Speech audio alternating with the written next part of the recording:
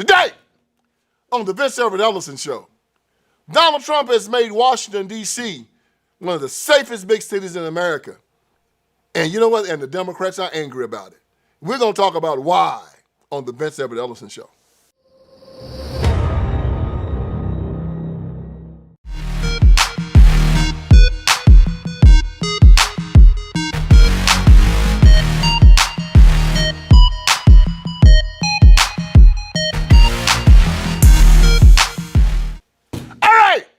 Let's get this thing started. Man, when I grew up down south, I grew up around a lot of envious people. And a lot of people didn't want to see you come up. They get mad if you did well. That's a bad spirit. It's a spirit of envy. It's a spirit of hatred. And you had different people had different reasons for it. Sometimes it's envy, sometimes it's jealousy, and sometimes the people who were benefiting from your pain didn't want to see you get better. You know, the worst thing for a person selling dope to somebody is for the addict to get off dope. Makes sense, right? He wants to keep the addict. And right now in America, you got a lot of people, and it's sad that you got a lot of industries right now that are making a lot of money off of the maladies of the American people. Let me give you an example. The people that sell HIV medication, right?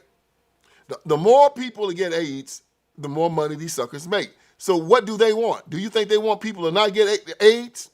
Hell no, they want as many people to get AIDS as they can because the government is going to make sure that they get paid.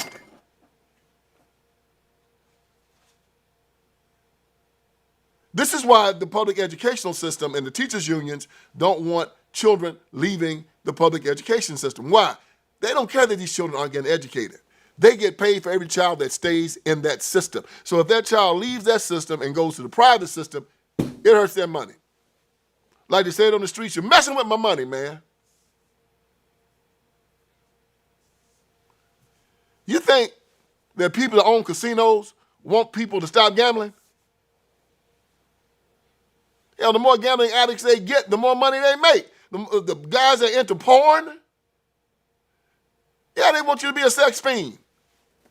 The more people they can get to watch that nasty crap, the more money they make. What's my point? It's the same thing happening in D.C. Trump says, I'm going to stop the crime in D.C., and you got some folks that's going off, man. It's sad. They have been organizing all over the country to keep President Trump from stopping the crime in big cities. I'm going to tell you why. Because them suckers are, let me show you. There it is. Crime Inc. Now, if you stop the crime, guess what they'd be? They just mean ink. They got to have crime. They can't survive without it, man. It's their bread and butter. They have to sell dope. They have to have prostitution. They got to have unions. They got to have jokers stealing and fighting.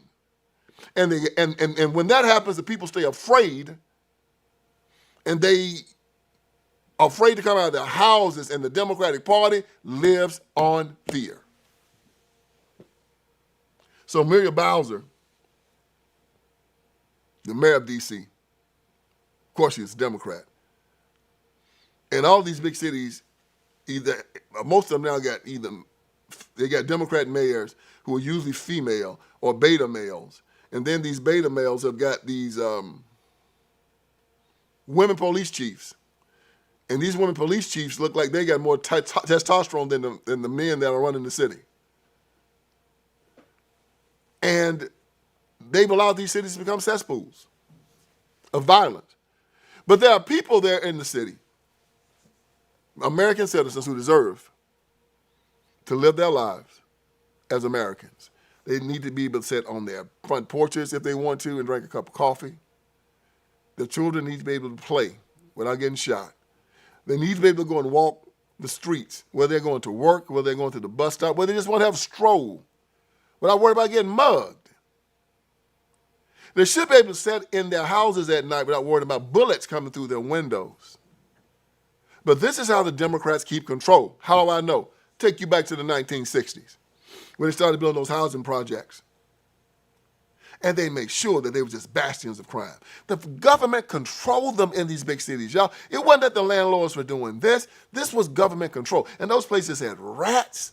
They had roaches. They had drug use, extraordinary violence. And the federal government will not go in, and the city governments will not go in and make those places safe and make them clean for those people. Because they held those people in absolute contempt. And they had those people in a position where they had to vote for them every year just to stay alive. Cloward and Pippin talked about it. They talked about how you could use a welfare state to put people into a state of mind where they had to depend on government, thus keeping the Democratic Party completely in control. It is rats in the scanner box. They know exactly how you're going to react when they put you in there. And everybody they put in there, they know they have them. And it's the same thing in the inner city right now. There's this video of this mother telling her child that I don't want you to get a job because if you get a job, they're going to cut off my SNAP and my Section 8, and you won't be able to get it either. You can see it here. Not getting no job. If you go get a job, they're going to take my Section 8. Then you won't be able to get no Section 8. You're not going to get no job. They're going to count your income against my Section 8 and my link card. You're not working. No. So I don't care what you got to say. I don't care how you feel. You're not working. You're not going to get a job. You're not going to school. You're not doing none of that shit. Mom, I'm saying how I'm supposed to be successful in life, Mom. So you basically telling me I gotta be broke to be successful. I gotta be broke so I can get Section 8. You gotta be broke so the government can help you. So the government can help me. So you telling me I can't work no job, bro? Like that's like all my friends got jobs and live in nice houses. So you telling me I got to go through the same thing you went through if you to have a house? If you don't do any of that, crazy. They're going to take my Section 8. How? Won't they be like? You can go get yours at ease. You can go get a nice house. No, they will look at that and be like, he's doing something and give me a bigger house, Mom. That's what you told me. Where I'm gonna go? I don't have no job. I can get off your Section 8 and apply for my own Section 8. Okay, but if you do that, you're gonna have to go the hard way. It's gonna take long. So what? Okay. That's what I'm saying. Wait a few months, get on Section 8. Find you a nice apartment. Go get you a link card. You will be fine. You don't have to sit up and work. You don't have to work no job. The government. Isn't that about the saddest thing you ever saw in your life? This is a reality of Washington, D.C. And this is what Donald Trump is trying to stop. And these people understand that if he ever stops it, the Democratic Party is done. Man, Washington, D.C. has gotten so bad. Let me tell you something. In the last 3 years, 40 children have been killed in D.C. 40. 44 children under the age of 18 have been shot in D.C. this year. In 2025, 44 under the age of 18 have been shot. And 7 under the age of 18 have been murdered. Homicide, shot, killed in Washington, D.C. And Donald Trump comes in and says, I want to stop this. And they say, no! Marching. Man, you're talking about a reprobate mind. These people ought to be ashamed of themselves. And you can go on the streets right now and talk to people in D.C. and you can ask them, say, hey, look, do you want Donald Trump to come in and stop this crime? They'll tell you yes. We're tired of it. We're tired of it. So Trump says he's going to put 700 more National Guard troops. 700. So that when people come to Washington, D.C. to visit their nation's capital, they can feel safe. What? Just to make people feel safe, y'all. He's talking about locking up criminals. People that are raping and murdering and selling dope and stealing. And you have a segment of the population in that city says no. God, man. Now, in the past week, crime has plummeted in D.C. You see the people walking on the street, going up to the National Guardsmen and the police officers, thanking them. Thanking them. But I'm going to tell you what's going on here. This is what's happening, okay? All right. This is what they fear. The Democrats fear that this is going to work. And when it works, what are they going to say? I remember years ago, they had the Robert Taylor housing projects and the Capini Green project. They were horrendous projects, man. I mean, just horrible. Fighting and killing and people acting fool all the time. And the Nation of Islam started a security company, and they called it the Fruit of Islam security company, the FOI. The FOI are the security force for the Nation of Islam. They don't usually carry guns. There's some brothers you don't want to mess with, though. Love them or hate them, in the black community, the Muslims are given a lot of respect because those brothers carry themselves in a respectful way. I know a lot of them, and I like everyone I meet. They're good brothers. We don't agree theologically, but as far as how they live their lives, how they carry themselves as men, I don't have a problem with them. Again, though, when we start talking theology, I know their theology. I disagree with it. They disagree with mine. That's cool. But as men, I get along with Muslims very well. Well, the Fruit of Islam started their own security force. And they got federal contracts to do security at these housing projects. And they cleaned those places up. They stopped the drug trade. They stopped the violence. The places were clean. The children were playing outside again. And Peter King was a Republican congressman out of New York. And Peter King did not like the fact that Louis Farrakhan had said anti-Semitic things. And I think Peter King was Jewish. And he got the Nation of Islam's federal contract pulled, I think it was from HUD, because of it. And those projects went right back to what they had been before. Cesspools of violence and drugs. They finally just tore them down. They were untainable. They just tore them down. But they were never meant to be places where these young people could go and live lives of flourishing. And D.C. and the inner city is not made for that now. But it's gotten to a point where you've got 4 generations tied up in that now. And the people don't know what right looks like. They don't know what good is. They think that they're supposed to be dodging bullets. They think they're supposed to be drunks and crackheads on the street.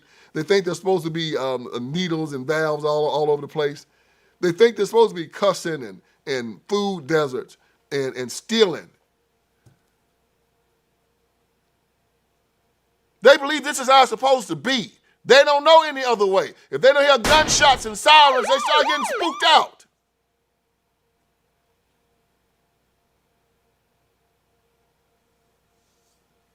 So Trump, who's lived in nice places his whole life, has to live in the White House.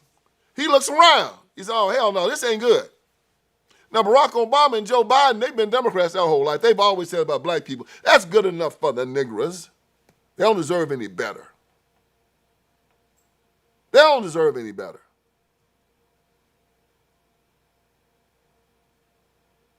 I mean, they don't deserve better schools. I mean, that's how Democrats have always treated black people. They don't deserve any better. Understand who you're talking to. You're talking to black people. They don't want any better, and they don't deserve any better. Believe me, I've been in the closed doors of Democrats talking about black folks, and it's terrible what they say. And it's obvious because of how they treat them.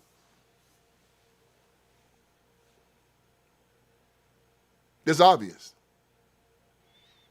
And the sad thing that there's such a low self-esteem in the black community that they allow themselves to be treated that way. See, most other Americans wouldn't I wouldn't allow it. I wouldn't live in a place like that. Well, if you had no choice, I'd go live in a trailer in the country somewhere. There's always choices. You give in when you think you don't have them anymore, and that's how they trick you into thinking that you don't. They make you believe you don't have any choices. You always have them. You just refuse to exercise them. And Trump made his choice. I mean, this week, he bought NATO into Washington, D.C. He bought the presidents of France and Italy, and Great Britain, all these dignitaries to Washington, D.C. And they have to take their motorcade through the nation's capital to get to the White House. And what did they see before? Panhandling, homelessness, violence, graffiti, unmowed grass. I was in D.C. about 3 weeks ago, and I was amazed, man. I was driving in, coming off the interstate, going off of an exit, just grass, just this high. Garbage everywhere. I'm saying, boy, this is the nation's capital. This is a freaking shame. Yeah, that's what they see. And then they go back to their countries and say, man, D.C. is a dump, and America is a dump. So Donald Trump says, I'm going to put a stop to it. And these jokers are protesting. All over the country, they are protesting. And look, and I'm telling you, man, children are dying in D.C. 7 have died this year. And what do they say? Well, the crime is down, the crime is down, the crime is down. Man, like I said before, if you got 100 rats in your house this month, and then the person said, well, you shouldn't be so upset because next month you're going to have 80. You said, what, man? I don't want any. You should be happy and satisfied. Don't call another exterminator. You said, no, look, I hired this exterminator to get rid of all of my rats. He's only gotten rid of 20% of them. Well, you should be happy. That's what they're telling the people in D.C. You should be happy that you only are going to have 200 murders this year as opposed to 220.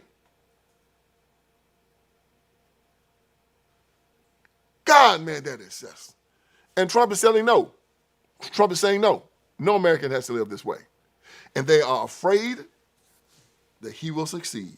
And they know that if he succeeds, people all over the country is going to be demanding that Philadelphia, that New York, L.A., Miami, Memphis, New Orleans, Seattle, Portland, Chicago, all these big cities ran by Democrats, they're going to be demanding the same exact thing. Donald Trump is putting their love for crime in the spotlight. And America is looking at this and saying, you know what? Donald Trump is ending crime in D.C., and these Democrats are mad about it. I'm done with them. I'm done. I'm done with them. They're on the side of a 100-0 issue. Do you want crime? No, I don't. Everybody says that except for the criminal. So Democrats now want to kill children up to the 9th month, want to castrate little boys and call them little girls, want to give double mastectomies, little girls, call them little boys, want to trap children in failing schools, want to allow illegals across the border to bring in fentanyl and sex trafficking and human trafficking. They're on the wrong side, and now they're saying, we want crime. Man, to call these jokers stupid is an insult to stupid people. But what did I tell you? They're the ICE Democrats. What is ICE as an acronym? Ignorant, crazy, and evil. Like I said, 80% are ignorant. You can educate them. Then you got like about 10% that's crazy. You can't do nothing with them. They got to be in the mental institution. All you got, you make them comfortable, try to get them off the dope, try to help them. Then you got the evil. They're the ones that run the party. They're the ones that are actual politicians. No help for them. They benefit from the 90% crazy and ignorant. So this show is designed to help and educate the ignorant and expose the evil. So the ICE Democrats, the bad ICE versus the good ICE.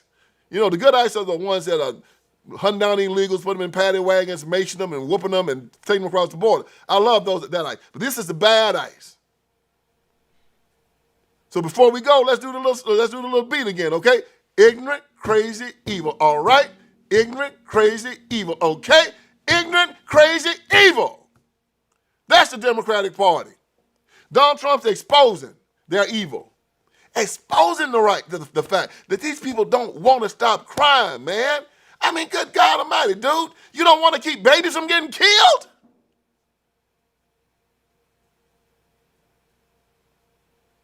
Man, you got to sit back and ponder that for a minute. They've admitted that they cannot get enough police. They got like between a 500 and 800 officer deficit in D.C. Can't even hire cops no anymore. Can't even. I don't want to be a cop. When I grew up, every little boy wanted to be a cop. The only one kept hell with it. Not in D.C. So Trump comes in and says, okay, we're going to go out there, we're going to make the streets safe. No! Y'all, we're going to beat them in 2026. We're going to beat them in 2028. We're going to beat them in perpetuity because they're an evil institution. We're exposing it.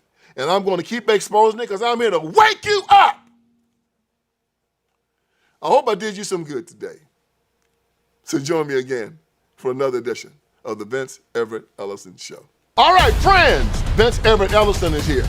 I want you to go to my website. And on my website, you're going to see a lot of great stuff, man. You're going to see that we got t-shirts, we got caps. You got my books, my documentaries. You got all kinds of stuff on VinceSpeaksTruth.com. Go there. We're dropping new t-shirts. We're dropping new merchandise. My new book, The End of Tolerance, is there. The End of Tolerance. Make sure you get it. Make it #1. If you got my first 3, get The End of Tolerance. It's just as good. And it's telling us we have to end our tolerance with these leftists, these Democrats. We can no longer allow them to sexually groom our children. We can no longer allow them to castrate little boys and call them little girls, run God out of the public square, take away our guns, take away our sovereignty. No longer allow it. So go on VinceSpeaksTruth.com. That is VinceSpeaksTruth.com. Hit merchandise. You'll see the t-shirts. You'll see the caps. You'll see the books. You'll see the documentaries. You'll see it all. And let's keep this ball rolling. God bless you.